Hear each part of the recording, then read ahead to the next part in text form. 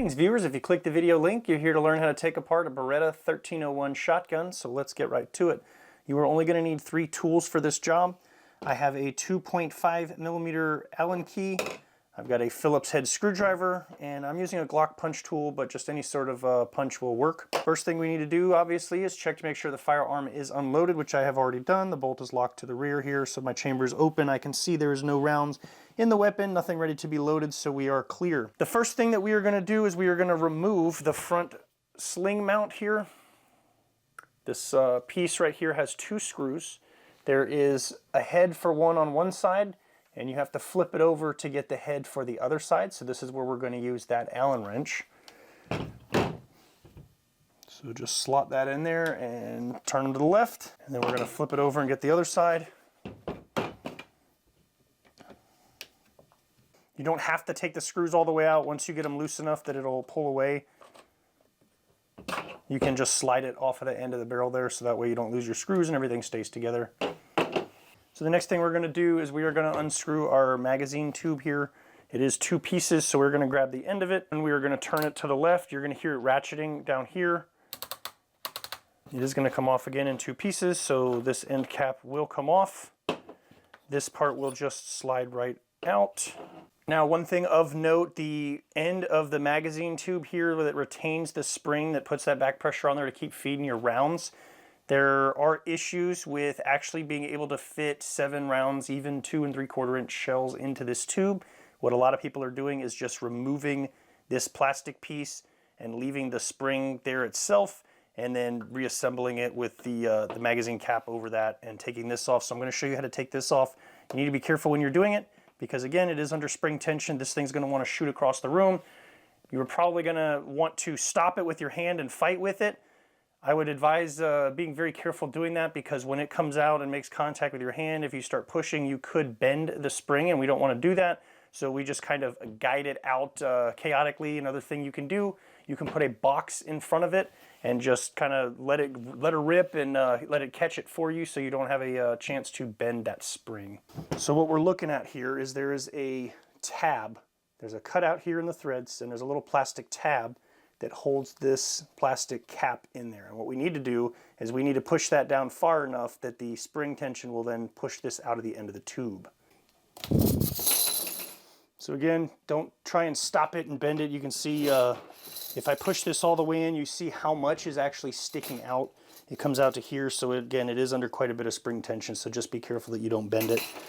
When I reassemble it, I'm not going to put this cap back in. I'm just going to put, again, the magazine cap over it. So we can take the spring out. If you tilt this down, the follower should come out. It is metal. So now that we've got all that done, we can take our handguard off. It just slides right off the front. So we can set this aside. So this plastic piece is just kind of sliding back and forth. You can just peel it right off of the bottom. And then that will expose our piston system here. So once that's removed, now what we can do is we can just grab the barrel, and we are just going to slide the whole thing forward. So a little motivation, it'll just pull straight off.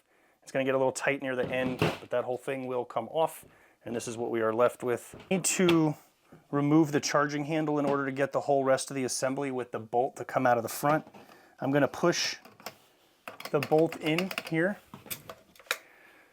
So the front of the bolt is springy, so we're going to push that back, and then we need to pull up. It's going to find that sweet spot. So this is shaped kind of like a key, so it only goes in and out one way. Rotating it isn't going to do anything. Again, you can see it almost looks like a little handcuff key. But now that we've gotten that out, we can just grab where the piston system is here, and the entire assembly with the bolt will now slide off the front of the gun.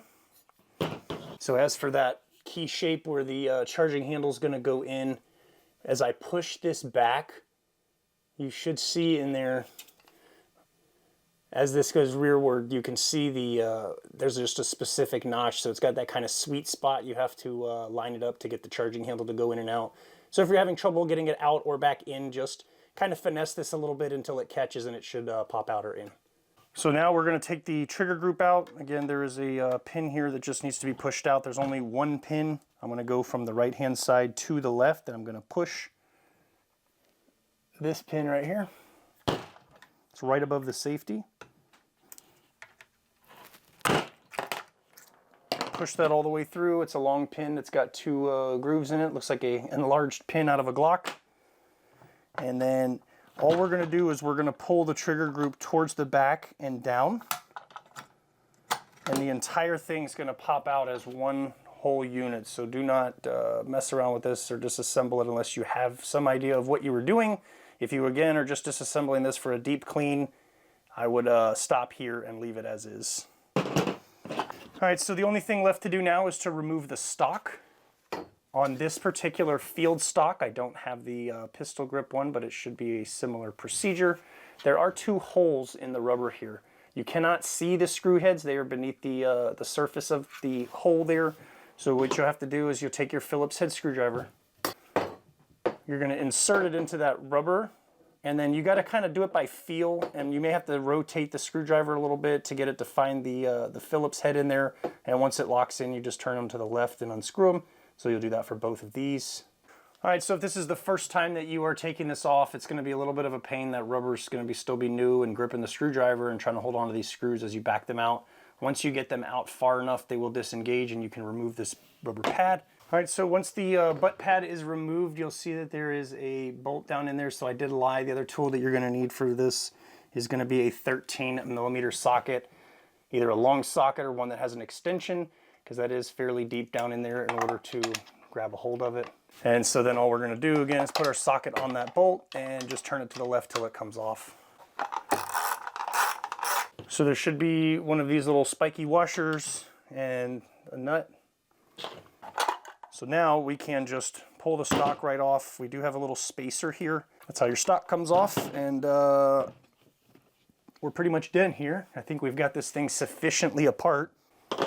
All right, so now it's time to go ahead and put this thing back together. As usual, we're just going to go in reverse order, so make sure that before we put the stock on, we put this spacer back in here. So you are going to have to look straight down. That silver plate does move, so you're going to have to, my recommendation would be to hold the stock in this orientation, look down so you can see where that bolt is, and then you're going to have to feed it up. Again, make sure we've got our spacer on here. And so all I'm going to do is feed that from the bottom up so I can see what I'm doing. Try not to knock that plate out of place because it does have little grooves that it sits in. So once you've got it seated in there properly, you're going to need to put this star-shaped nut over the screw. Definitely not easy to do. All right, so in order to make this easier on myself, I do have some long, thin hemostats. I'm just going to grab a hold of this thing, keeping the stock pointed towards the sky. You've got to orient this and put it back on over that bolt, and it can be kind of a pain in the butt. So make sure you have plenty of light. Once you have the washer on there, you can drop your nut down in the socket and then go ahead and place that over it. And just turn it to the right and tighten it down. Hand tight is sufficient. You don't need to try and snap the bolt off. I don't have any torque spec settings for you. Again, just make it hand tight. If your stock has any sort of wobble to it, obviously you're going to want to tighten it down more. You'll know that's not enough, but just go ahead and tighten that down with that until it is sufficiently seated, and then we can return our butt pad to the back of the shotgun here. Again, we're just going to line it up. Make sure you line it up the right way. If you try and put it on like this, it's not going to work. So line up the little grooves that are there so it fits into place. If you are intending to add any of the spacers that came with this thing to increase your length of pull, make sure you switch to the longer screws that came in the bag. I am not doing that. I am just putting back on what I took off. So again, we're just going to line up the grooves and screw our Phillips head screws back in until they are below the surface of the rubber and nice and tight. All right, again, no torque spec settings. It'll let you know when it's done. It'll just stop and bottom out. Make sure that it's below the level of the rubber here. You can't feel them. And we're done putting that back on. So our next step, we're going to go ahead and, again, in reverse order, we are going to put our trigger pack back in. Make sure you pay attention to the orientation. The lifter is going to be pointing forward. This little silver nub thing is going to be going towards the back. This little silver nub is going to kind of go in first. There's a little notch that it's going to fit in. This is going to butt up against the stock. It's not going to go all the way in. You do have this lifter button here we're going to have to push in, and you'll notice the whole thing just popped itself into place, and then we just need to replace that pin we knocked out. So look through the hole, make sure that you can see all the way through, there's nothing obstructing it, and then you're just going to push this pin in. It should go in without much resistance, and then we'll just make sure that it's even on both sides. So that's back in, so we have our trigger pack installed. Now we need to put our bolt back in. So obviously the bolt is going to be facing forward because this is where it's grabbing the round, so it needs to go on in this orientation. We're just going to slide it over the magazine tube. You may have to finagle it a little bit. The springs are going to want to get caught on the threads on the end of the magazine tube here, but we're just going to slide this assembly all the way in. Have to wiggle it a little bit to get the bolt in. And then remember, we got to find that sweet spot here with our handcuff key. So I'll make sure that that nub points up towards the sky. You should be able to see the shape that's there. Push it in there and then slowly just kind of finagle the bolt back until it drops into place. Keep pushing it back and you should feel it lock in, and then you can release the bolt and the charging handle isn't coming out. You know you did it right. So the next thing we're going to do is we are going to go ahead and put our barrel assembly back in. Same thing, we're just going to slide it over the magazine tube. All right, so while you're sliding this over, you're going to have to grab this plastic sleeve and kind of pull it down in a way, and this will slide over it. Once it gets to a certain point, it'll be a little bit easier and it'll lock into place. And then just continue to feed it in until it seats. It won't go any farther once it reaches a certain point, so we've got everything locked back down here. So remember this plastic horseshoe shaped piece, we can go ahead and snap that back on. Just put it on the bottom and push up until it clicks twice. And then again, it should slide freely, and then you'll see where it mates up against the receiver here. Next thing we do is we put our handguard back on. Make sure you pay attention to the orientation. If you are installing an aftermarket handguard, follow those instructions. I'll be doing a video on installing the Midwest Industries one here soon, if that's something you're interested in. But we're going to put the stock one back on for now. We are going to just, again, same thing, slide it over the whole assembly all the way until it mates back up here. So this is going to kind of want to push away. That spring tension from the bolt is going to keep wanting to force it away, but once we tighten everything down, it should be fine. So before we put our spring back in, we need to put our follower in. Make sure that the solid end goes towards the back of the shotgun. There is a little cup here. That's where the spring is going to sit in there. So we want to make sure we orient it the right way. So you can put it on the end of the spring, stick it in the tube, and start feeding your spring down. Now, that's bottomed out. Remember, this is sticking out here. This is a very thin and kind of flimsy spring. If it gets any kind of side pressure, you could easily bend or break it, so try not to do that. Like I stated previously, I am not installing this cap. I am not able to fit 7 2 3/4 inch shells in this tube, and removing this is supposed to help alleviate that. So I am actually going to leave this out. If you were trying to put it back together the same way that you took it apart, then again, all you're going to do is put this over the spring and push. You need to look for that notch that's in the threads here.